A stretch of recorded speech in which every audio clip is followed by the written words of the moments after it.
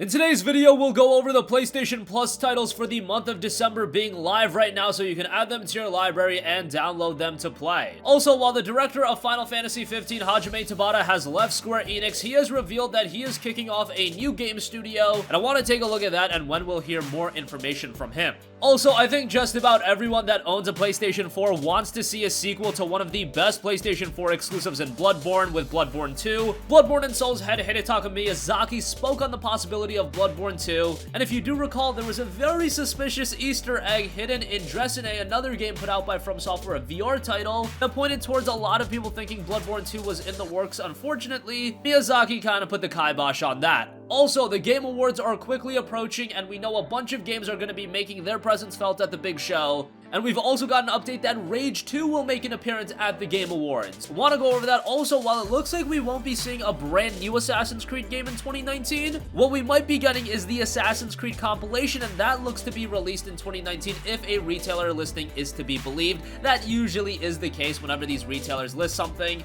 And finally, the Resident Evil 2 Remake is one of the highly anticipated games of early 2019, and we have some pretty good news about that title. If you're running low on storage space, that game isn't going to require a lot of storage space at all, so more on that at the end of this video. First, the PlayStation Plus titles in Soma and Onrush are available right now. Those are the PS4-centric titles, but do remember that Iconoclast is also available for you guys as a PlayStation 4, PlayStation Vita cross-buy title. And honestly, what I would recommend if you are a PlayStation Plus subscriber, add all of these games to your download library because you never know what's gonna happen. If you have all of these games in your library, Sony might say, hey, we're gonna add PlayStation 3 backwards compatibility to the PlayStation 4. Maybe PS3 backwards compatibility will be a part of the PlayStation 5. Well, if you add all of these PS3 games to your library now, that means in a hypothetical future where PS3 backward compatibility does exist, you'll have access to all of these games. So I always recommend add every game, even the Vita titles that aren't cross-buy. You just never know, so you should take advantage of it and add all of the games to your library. Soma and Onrush specifically are both really solid PlayStation 4 titles, as is Iconoclast.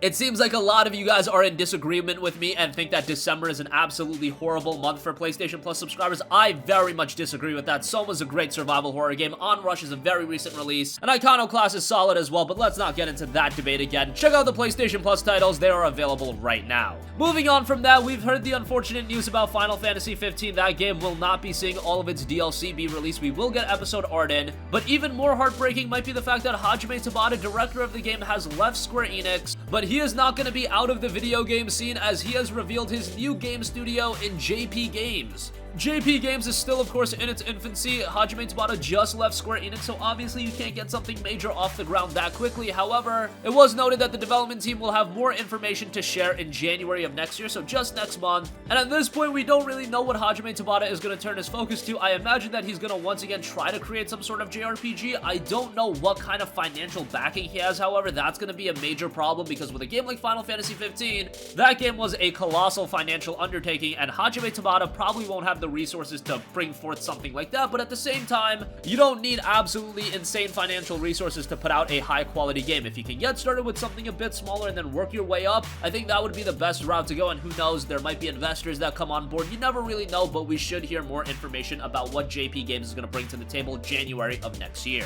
Moving on from that, for so many years, I think PlayStation 4 owners have wanted a sequel to one of the best and what I consider to be the true first PlayStation 4 system-selling exclusive in Bloodborne. We want Bloodborne 2. From Software recently put out the PSVR title in Dressine, and that game had some very apparent Bloodborne teases. Here's what Hidetaka Miyazaki said in a response to this question. So the question was coming from a fan, and you can answer with a yes or no. It goes with spoilers. In Dressine, Yulia, the sick girl, has some toys that are clearly related to Bloodborne. The names of his friend Lauren German also have a lot to do with Bloodborne, the books they read as well. Miyazaki responded saying this, quote, okay, yes, actually this is exactly the conversation that my team and I had. It's the kind of conversation we keep during development because there are Easter eggs. However, the Easter egg in itself is not indicative that we are gonna launch Bloodborne 2. I'm not in a position to talk about a possible release of Bloodborne 2, however, we love Bloodborne. That's why this Easter egg has aroused so much curiosity, but I repeat, it's not a Bloodborne 2 notice, it's just something that we explored among ourselves because we love Bloodborne. Okay, so in one hand, while this is completely dispelling that notion that Bloodborne 2 is being indicated by that Dresden tease, I think you can put those worries to rest. Sony knows that that game was one of the key games that pushed the PlayStation 4 early on in its life. From Software knows that, and I'm sure at some point they will put out a Bloodborne 2, but also in the same token, I'm sure Miyazaki is a little burnt out of creating the same style of game, and he does want to create something different. That's what we got with Dresden. Yes, this is all speculation on my part, but just understanding how the fundamental business of game development works. Don't let a potential franchise like Bloodborne sit like that, especially when it has the potential to be so financially successful. Only really Valve does that. And honestly, that's a mystery we'll probably never uncover, but I do think Bloodborne 2 will happen at some point. But if you thought the Dresden Easter eggs pointed towards that, unfortunately, Miyazaki is dispelling that.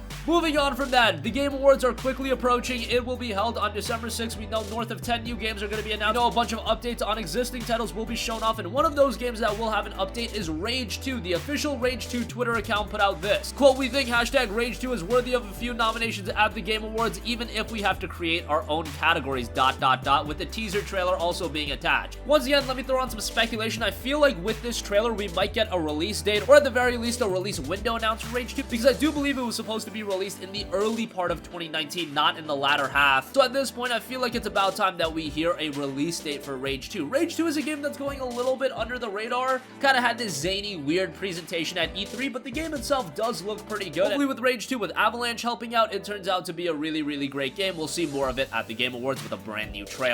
Moving on from that, Ubisoft has said that there are no plans for a new Assassin's Creed title in 2019. However, they never said anything about a new Assassin's Creed release, and a retailer listing is suggesting that an Assassin's Creed compilation will be released sometime in 2019. Now, it's unclear what this could include. Of course, we had the release of the Assassin's Creed Ezio trilogy on the PlayStation 4. That included Assassin's Creed 2, Brotherhood, and Revelation, so those are all playable on the PlayStation 4. The games that currently aren't playable on the PlayStation 4 are just Assassin's Creed and Assassin's Creed 3. However, Assassin's Creed 3 will be remastered, and that is coming in March. This compilation could also just be a compilation of existing titles on the PlayStation 4, although I think that would be a little bit unfortunate. I think a compilation that includes Assassin's Creed 2, Assassin's Creed Brotherhood, Assassin's Creed Revelations, and Assassin's Creed 3, that's the entirety of the Desmond story arc. I think that would be pretty cool. Interestingly enough, while this is a PlayStation-centric title, the Assassin's Creed compilation is also listed for a Nintendo Switch release, so that would be pretty great if you want to take Assassin's Creed on the go, and I think that would indicate to the fact that these are some of the older Assassin's Creed titles rather than the newer AC titles just being bundled in for a release, because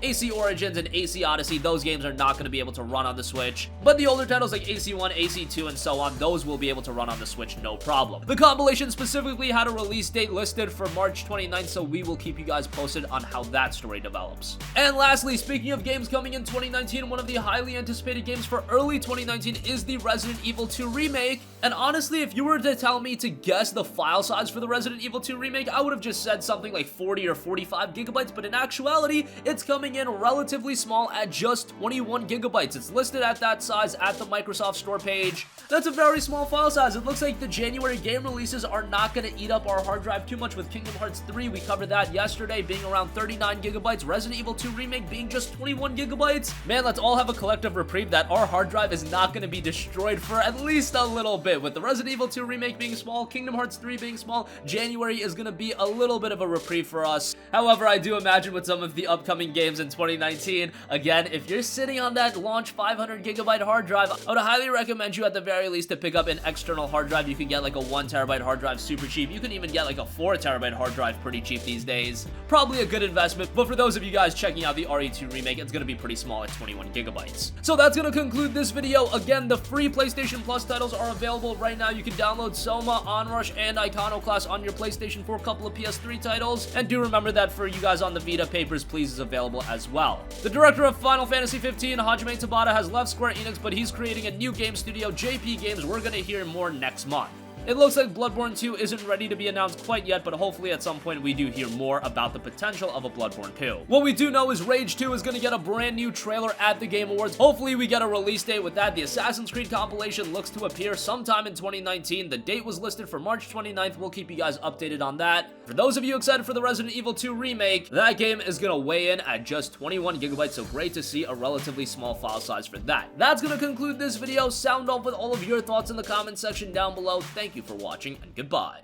Hey guys, we hope you enjoyed the video, and if you did, make sure to hit the subscribe button, and if you're already subscribed, do us a favor and hit the bell icon. This way you'll be notified whenever we post a new video. That's the best way to keep up with all of our uploads, and we usually try to upload 2 videos a day. And with the bell icon hit, you'll be notified whenever we do upload a video. As always, thanks for watching.